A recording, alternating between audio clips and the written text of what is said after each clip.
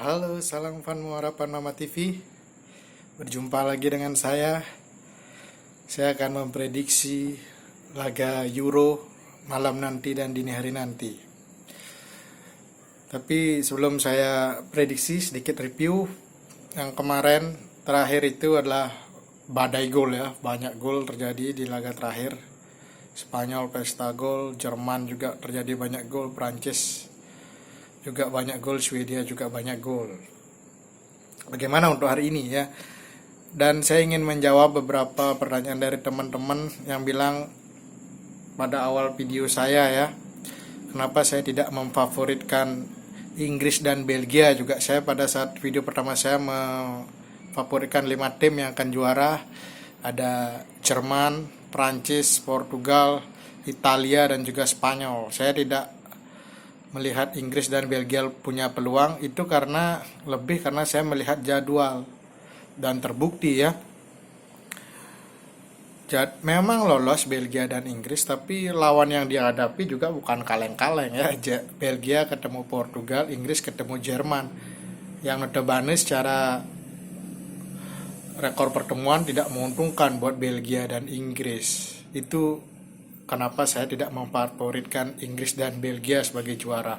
Tapi namanya sepak bola, apapun bisa terjadi. Jika Inggris dan Belgia bisa lolos, terutama Inggris ya, karena kita lihat di pool sebelah kanan itu tidak sebanding dengan pool sebelah kiri. Kalau Inggris bisa lolos atas Jerman, kemungkinan dia ke final besar, karena saya lihat hanya Belanda yang kuat di sana. Tapi feeling saya sih Inggris dan Belgia terganjal di 16 besar. Ya, itu sebagai pembuka. Kita akan masuk ke laga nanti malam dulu. Denmark versus Wales. Dua tim yang menurut saya seimbang. Dan Denmark ini seperti tim dinamit Denmark ya. Di tahun 92 di perempat final mengalahkan Belanda dan final mengalahkan Jerman, sehingga Denmark yang mulanya tidak difavoritkan bisa jadi juara di Euro 92 pada saat itu.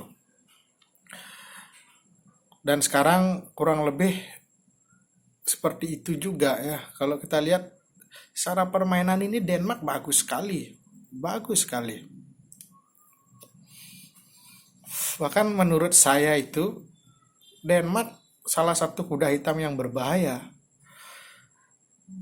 Secara permainan dia tampil Spartan ya, menyerang dan bertahannya bagus. Cuma yang membuat Denmark waktu ini ada kendala itu kan murni karena kolapsnya Eriksen.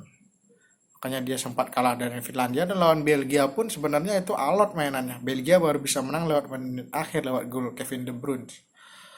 Tapi Denmark memberikan perlawanan. Kalau Wales saya lihat lawan Swiss permainannya kurang meyakinkan, tapi setelah itu terus semakin meyakinkan ya. Bahkan sempat menang 2-0 atas Turki dengan yang saya kira akan tampil bertahan. Wales malah tampil menyerang. Lawan Italia pun Italia kesulitan ya, walaupun hanya menggunakan pemain pelapis. Wales cuma kalah 1-0. Untuk pertandingan ini kan bermain netral ya. Ini pertandingan akan dilaksanakan di Belanda di Johannes Cruijff Arena. Jika lihat dari rekor pertemuan terakhir ketemu ini di Nation League itu Denmark menang 2 kali atas Wales. Menang di Arnus menang Denmark 2-1, dan di kandang Wales juga menang Denmark 2-0. Kalau untuk yang minus pemain, Denmark sudah pasti minus Eriksen, sisanya semua fit. Sedangkan Wales sudah bisa tampil fit juga. Cuma menurut saya satu kendalanya Wales, dia tim yang kalau menurut saya itu kan antara inti dan cadangannya tidak sebanding. Yang saya heran pada saat melawan Italia, Wales banyak menggunakan pemain-pemain intinya. Yang saya takutkan nanti Wales bisa berbahaya di stamina jika dilawan bermain dengan tempo cepat oleh Denmark. Ini akan berat buat Wales. Karena kita ketahui ya, Piala Eropa ini kan kompetisinya pendek, 1 bulan full.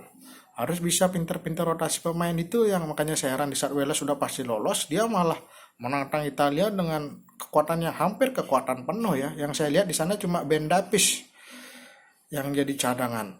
Sisanya semua inti. Gareth Bale main, Aaron Ramsey main, Joe Allen main, semua. Makanya di sana yang harus hati-hati Wales, terutama masalah stamina, karena ini akan menuntut partai yang ketat. Itu dulu ulasan untuk Wales dan Denmark. Yang kedua itu ada laga Italia versus Austria. Ini ujian buat Italia. Ujiannya apa? Untuk pertama kalinya tidak akan main di kandang. Setelah laga penyisian 3 kalinya bersih tanpa kebobolan, Italia pada saat itu main di Olimpico. Sekarang kan akan main di Wembley netral. Lawannya Austria ya. 2 kali menang juga Austria. Menang atas Ukraina 1-0, menang atas Macedonia 3-1, dan kalah dari Belanda 2-0. Tuan rumah pada saat itu Belanda. Kalau kita lihat secara permainan, Italia jelas unggul atas Austria. Baik juga dari kualitas permainan. Italia itu keuntungannya adalah pada saat melawan Wales itu 9 pemain intinya itu diparkir. Yang saya lihat di sana cuma ada Donnarumma dan Bonucci yang main di laga terakhir lawan Wales. Sisanya semua dicadangkan. Bahkan tidak dimainkan pun pada saat pergantian pemain ya. Immobile, Insigne, Jorginho, Berardi, Locatelli tidak main, Spinazzola tidak main, Di Lorenzo tidak main. Ya, makanya saya lihat Italia selain unggul kualitas juga akan unggul stamina di laga hari ini atas Austria. Sedangkan Austria lolos dengan susah payah, hanya bisa lolos di menit-menit akhir ya, dengan di laga terakhir mengalahkan Ukraina. Dan di sini pasti akan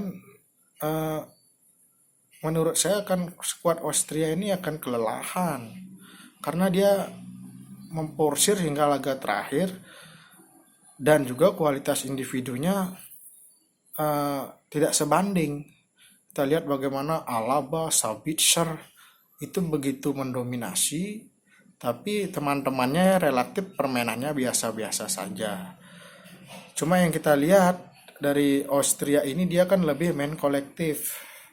Makanya ini yang akan membuat laga ini ketat. Sedangkan Italia, berita terakhir itu bagaimana Mancini bingung ingin mainkan Locatelli atau mainkan Verratti. Karena dia mendesain awal itu kan Verratti yang akan main tim ini ya, Verratti, Jorginho, Barella. Tapi di saat Verratti belum fit, Locatelli yang main, Locatelli berhasil tampil bagus. Dia sudah cetak 2 gol. Ini yang harus diwaspadai juga Austria. Tapi menurut saya kalau Italia mau pegang bola, dia pasti akan mainkan Verratti. Tapi kalau Italia mau mengandalkan bola-bola direct, bola-bola tusukan-tusukan, itu Mancini akan mainkan Locatelli. Karena saya lihat naluri mencetak gol Locatelli lebih bagus dari Verratti. Tapi untuk pegang bola, untuk menguasai permainan, Verratti, Jorginho itu sangat unggul dalam hal itu. Makanya saya mengira kalau Italia mau pegang bola dia akan mainkan Verratti, tapi kalau dia pakai strategi yang menusuk itu dia akan mainkan Locatelli. Ini akan seru laga ini. Laga ini bermain di Wembley ya, di stadionnya Inggris. Kalau lihat dari rekor pertemuan ini yang juga timpang ya. Bagaimana 13 pertemuan Italia dan Austria, Italia menang 10 kali dan seri 3 kali. Tidak pernah menang Austria atas Italia. Berarti kalau istilahnya itu adalah tempur bulu ya. Bagaimana asal ketemu Italia, Austria selalu kesulitan. Itu terbukti rekor pertemuannya 13 pertemuan. Italia menang 10 kali, seri 3 kali. Itu saja dulu ulasan dari saya. Sekarang saya akan masuk dalam mengulas bursanya. Pertama itu Denmark versus Wales. Handicap Denmark memberikan Wales handicap setengah. Ini saya kira handicap yang masuk di akal. Kenapa? Jika kita melihat secara permainan, Denmark sangat bagus. Sedangkan Wales bermainnya cenderung bertahan dan punya kerugian bahwa dia di laga terakhir masih memainkan banyak pemain intinya, sehingga di faktor stamina ini nanti bisa bahaya Wales. Sedangkan Denmark memang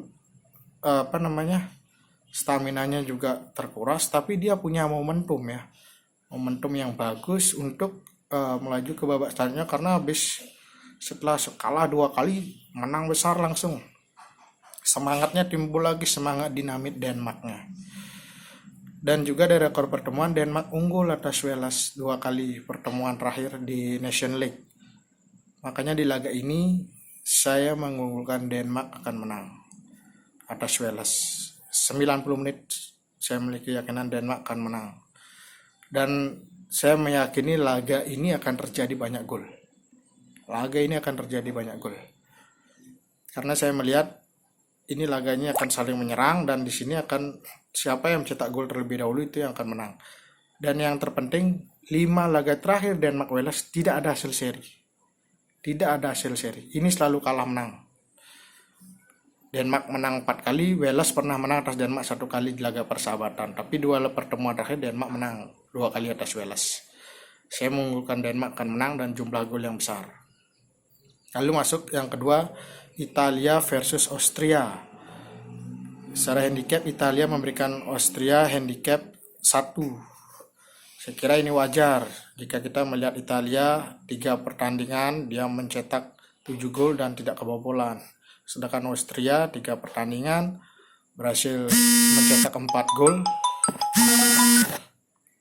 Sedangkan Austria 3 pertandingan berhasil mencetak 4 gol dan kebobolan 3 ya. Ini laganya akan seru dan akan terjadi banyak gol, dan di sini saya mengunggulkan Italia akan menang atas Austria 90 menit. Karena seperti yang disampaikan di ulasan bahwa Italia unggul kualitas pemain, Italia unggul kualitas permainan, dan yang pastinya Italia unggul stamina. Ini yang akan penting nanti menentukan tempo permainan, bahwa Italia akan habis-habisan menyerang karena staminanya bagus. Pemain di laga terakhirnya 9 pemain intinya dicadangkan. Sedangkan Austria akan tampil sedikit bertahan. Itu saja tips dari saya, namanya prediksi, bisa salah bisa benar. Jangan lupa subscribe Fanmu Harapan Mama TV. Salam olahraga.